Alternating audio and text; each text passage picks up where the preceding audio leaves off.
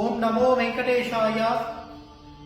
கலியுக பிரத்யக்ஷ தெய்வமான வெங்கடேஸ்வர சுவாமி குலதெய்வமான திருப்பதி பெருமாள் இன்றைய தினம் குருவாரமான வியாழக்கிழமை நேத்திர சேவை நிஜபாத சேவையில ஸ்வேத வஸ்திரம் வெண்மையான வேஷ்டி தன் திருமேனியில சாத்திட்டு சேவை சாதிக்கக்கூடியதான இந்த அழகுக்கு இடே கிடையாது.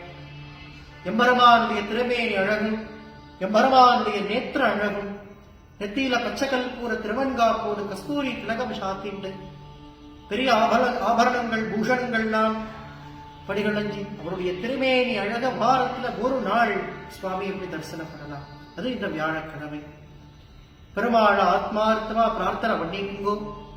பிரார்த்தனா மூர்த்தி இவன் திருப்பதிக்கு வேண்டிட்டு இங்க அந்த பிரார்த்தனைகளை நிறைவேற்றுறது.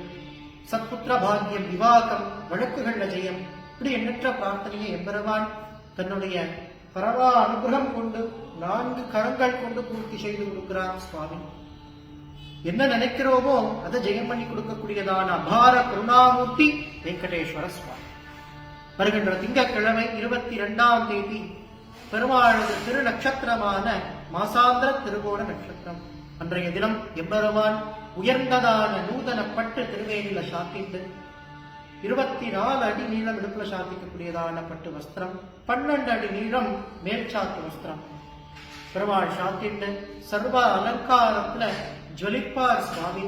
அவசியம் பெருமாளை வந்து சேவிங்கோ, எம்பெருமான பிரார்த்தனை பண்ணிங்கோ.